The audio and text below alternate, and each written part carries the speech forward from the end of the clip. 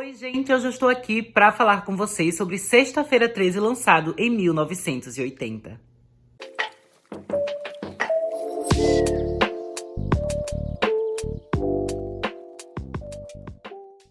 Recentemente, né, gente, eu fiz uma série de vídeos aqui no canal comentando todos os filmes da franquia Pânico, né? Eu comentei Pânico 1, Pânico 2, Pânico 3, Pânico 4, Pânico 5 e depois teve o lançamento do sexto filme nos cinemas, né? Eu também fiz alguns vídeos aqui falando sobre o sexto filme. E eu acabei ficando com vontade, né, de fazer outras séries de vídeos falando também sobre outras franquias do terror. E por causa disso, eu acabei pensando em começar aqui uma série de vídeos falando sobre Sexta-feira 13. Mas não se preocupem que eu sei que existem também outras franquias que são importantes da gente comentar aqui no canal, especialmente porque vai ter filme novo esse ano, né? Então eu pretendo em breve também começar a fazer série de vídeos aqui, né, sobre Evil Dead, né, a morte do demônio, porque vai ter um filme novo esse ano. Também tem aquela franquia, né, Insidious, né, Sobrenatural, que começa também dirigido pelo James Wan, né, e vai ter filme novo esse ano.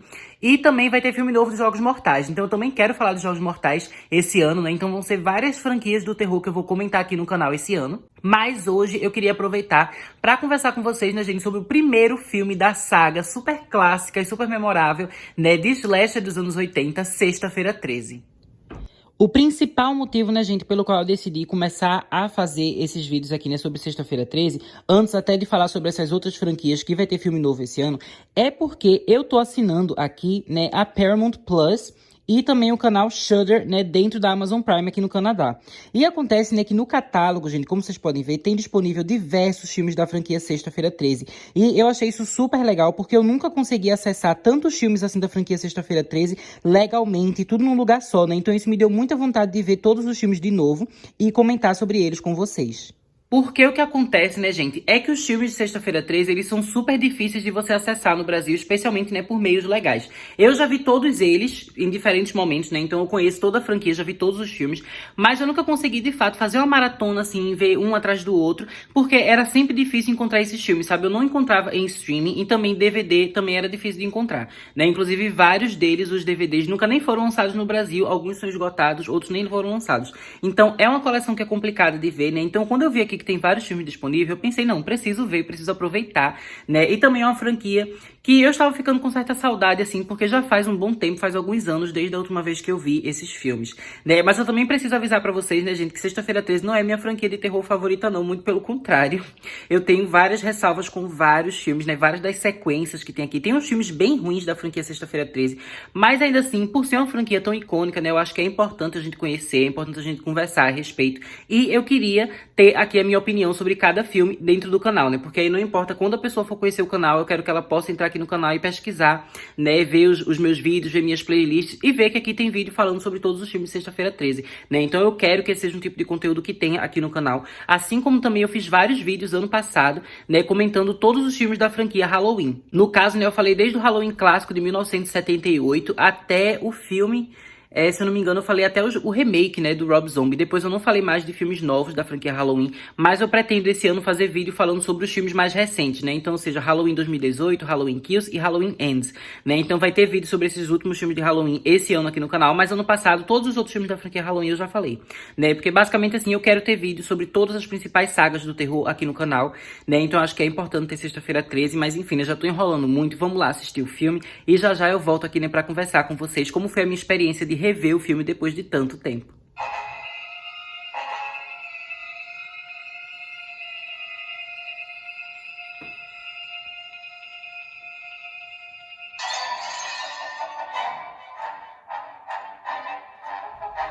Gente, eu terminei agora de ver o filme, né? E aí eu tava pensando como esse filme é legal, sabe? E como depois a franquia acaba meio que se perdendo. Como eu falei no início do vídeo, né? Tem umas sequências aí da franquia Sexta-feira 13 que eu não curto tanto. Mas esse primeiro filme, eu acho ele realmente bem legal, né? E basicamente, né, gente? Quando ele foi lançado lá em 1980, ele foi feito numa tentativa, né, de surfar na onda do sucesso de Halloween do John Carpenter, que tinha sido lançado 2 anos antes, né, em 1978. Halloween é meio que considerado, assim, o primeiro filme slasher. Apesar de já ter existido, né, antes dele, outros filmes que têm características que a gente já meio que poderia associar ao cinema slasher, como, por exemplo, né, Psicose, O Massacre da Serra Elétrica, Natal Negro, enfim, tem vários outros filmes.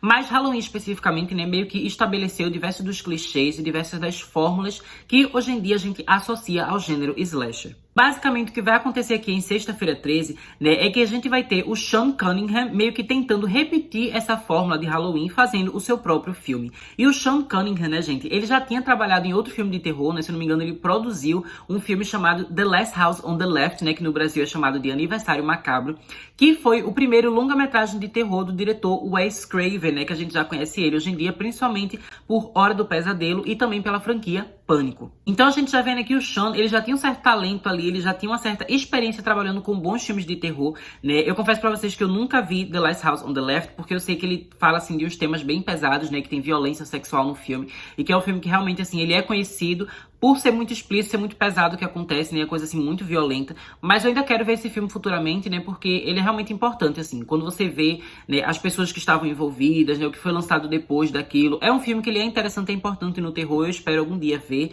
né? Ter coragem de ver. E aí eu vou fazer vídeo aqui no canal quando eu finalmente assistir esse filme. Mas, enfim, voltando para os anos 80, né? O Sean Cunningham, ele acaba lançando o filme Sexta-feira 13. E ele vai seguir várias coisas que a gente meio que já tem lá no filme Halloween. Como, por exemplo, aquela questão, né, do filme muitas vezes ele ser filmado na perspectiva do assassino. Então a gente tem aquela visão, né, que a gente tá vendo tudo como se fosse pelo olhar da pessoa que tá matando as vítimas, né, que lembra muito, principalmente a cena de abertura que a gente tem lá do filme de Halloween do John Carpenter. Mais diferente de Halloween, que eu acho que ele tem uma coisa assim mais elegante, mais refinada, esse filme aqui ele tem uma câmera que é um pouco mais tremida, um pouco mais diferente, assim, não tem a mesma elegância do John Carpenter, né, e eu acho que isso acaba funcionando bem pra Sexta-feira 13, porque acaba dando uma linguagem diferenciada, né, e eu gosto que a câmera, né, todos os movimentos que são feitos, eles dão a sensação de que a gente tá observando os personagens como se a gente estivesse espiando eles, sabe? Ele meio que coloca o espectador numa posição, assim, de voyeur. E eu acho que isso é muito legal, porque muitas vezes você fica na dúvida, né? Se aquilo que você tá vendo é exatamente sobre a perspectiva do assassino, algumas cenas são, mas tem outras que o assassino parece não estar ali, simplesmente é a forma como o filme está sendo gravado.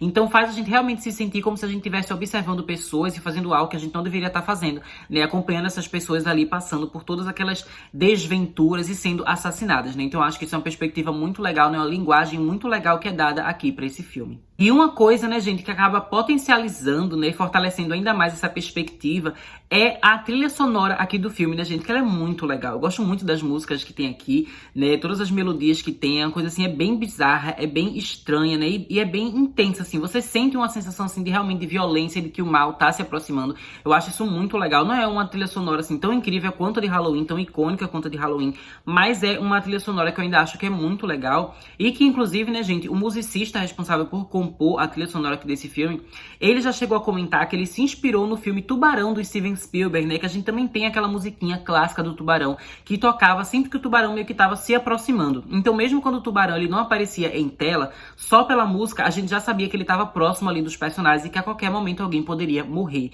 E é a mesma coisa que é feita aqui nesse filme Sexta-feira 13, né? Vários momentos a gente não tá vendo o assassino, a gente não vê nada, mas só de colocar essa musiquinha a gente já sabe que o perigo tá se aproximando e a gente já começa a sentir aquela tensão.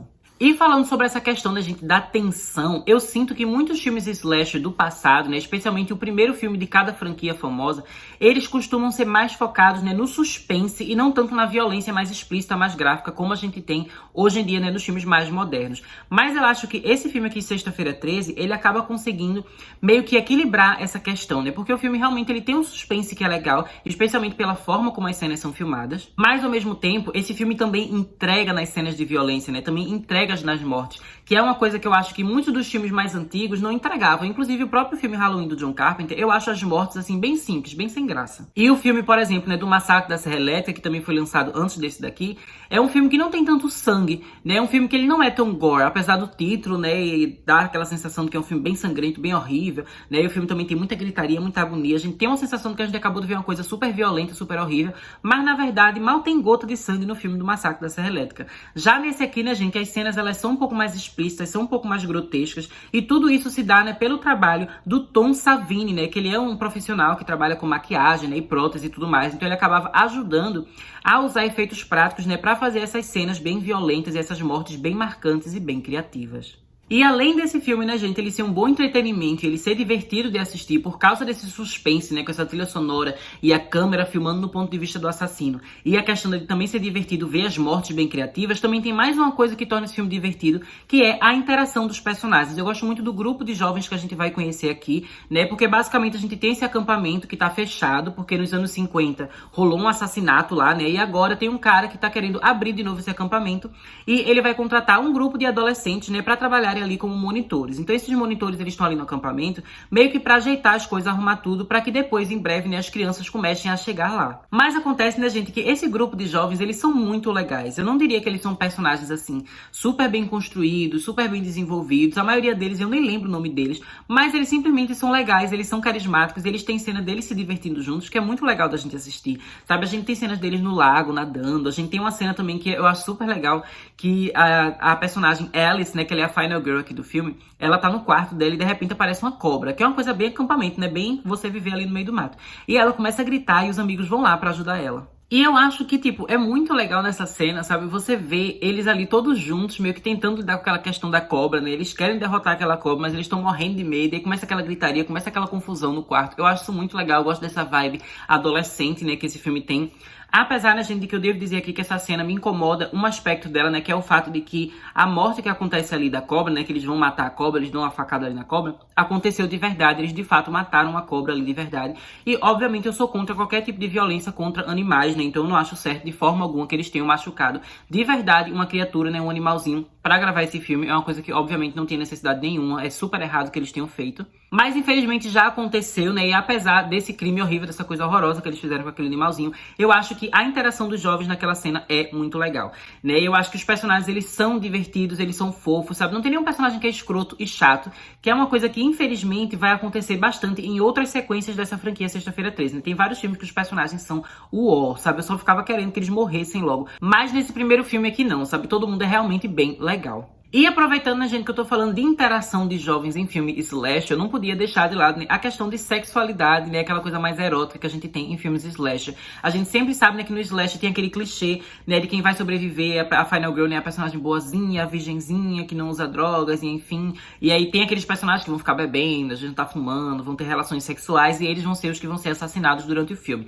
né. Então aqui a gente meio que tem novamente esse clichê, né, aquela coisa ali dos slash.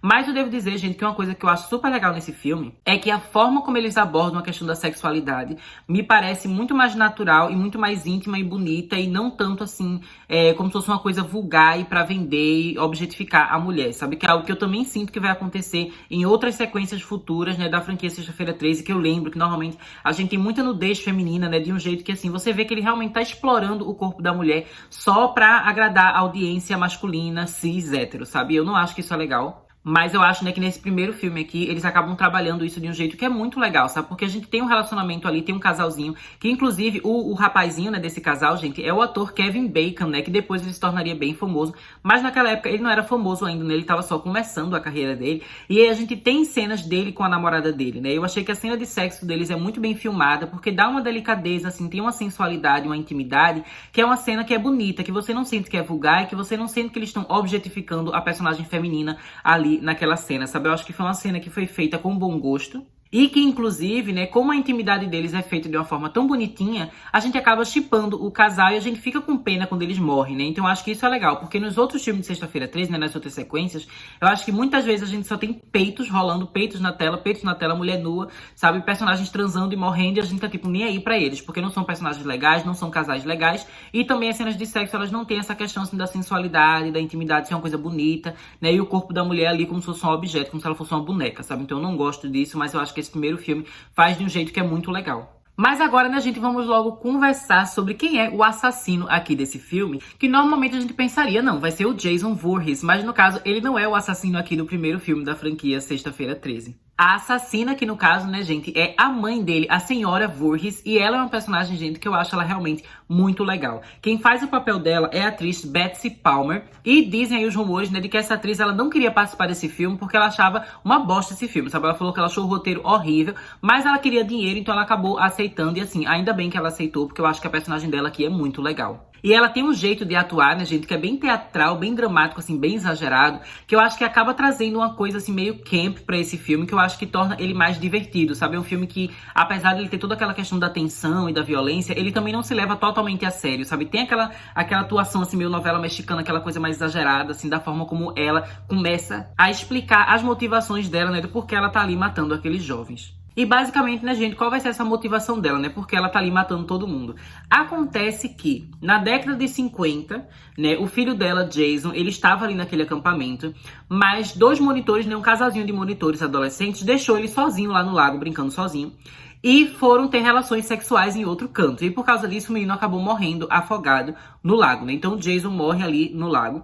E a mãe dele, né, a senhora Voorhees, fica louca, obviamente, com a morte do filho e decide se vingar. Então ela acaba matando esses jovens, né? E matando vários jovens, eu acredito, né, no acampamento, que isso, inclusive, é o que a gente vê na cena de abertura aqui desse filme. E depois que se passa, né, quase 20 anos, né, agora a gente já tá na década de 80 e o acampamento vai ser aberto de novo, ela quer impedir que o acampamento volte a funcionar. Então é por isso que ela tá atacando todos esses jovens, né, matando de um por um, pra impedir que esse acampamento volte a, né, existir e as crianças irem pra lá, porque ela ainda tá muito revoltada, né, com a morte do seu filho. E eu acho muito legal, né, gente, que essa personagem, ela é meio louca, assim, então ela fica fazendo umas vozezinhas como se fosse o Jason falando com ela, e ela fica respondendo, sabe, como se fosse, ai, mate eles, mamãe, mate eles, sabe, uma coisa assim, bem surtada. Eu acho ela muito legal, acho que ela é bem exagerada, assim, e eu também acho que ela se dá muito bem com a outra atriz, né, gente, que se chama Adrienne King, né, que ela é quem faz o papel da Final Girl Alice, e eu acho que todas as cenas que a gente tem de embate entre as duas são super legais. Eu devo confessar aqui que eu acho que o embate entre elas, né, o confronto entre elas no terceiro ato, talvez acabe passando um pouco do ponto, fica um pouco mais longo do que deveria ser, sabe? Eu acho que eles poderiam ter encurtado ali, ter uma enrolaçãozinha ali no terceiro ato, mas ao mesmo tempo é legal ver elas se enfrentando, né? Eu acho que a Alice, ela é uma Final Girl legal, e eu gosto, né, que no final ela realmente vai lutando pra sobreviver, que é uma coisa que a gente gosta muito das Final Girls, né, que elas estão sempre lutando ali pra tentar derrotar o assassino. E a Alice, ela é uma personagem que luta, né? Apesar dela ser, assim, super fofinha, ela não é uma personagem assim, tipo, que é super guerreira, super porradeira, enfim. Ela ainda vai tentando fazer tudo que ela consegue pra conseguir sobreviver. E no fim, ela consegue, né, também, gente, decapitar ali, né, arrancar a cabeça da senhora Voorhees numa cena que é muito, muito icônica e que eu amo, né? Então eu adoro demais essa personagem da Alice. E depois, né, que ela acaba matando ali a senhora Voorhees, ela acaba pensando, não, agora finalmente a gente tá em paz, né? Todos os meus amigos morreram, mas a assassina também morreu.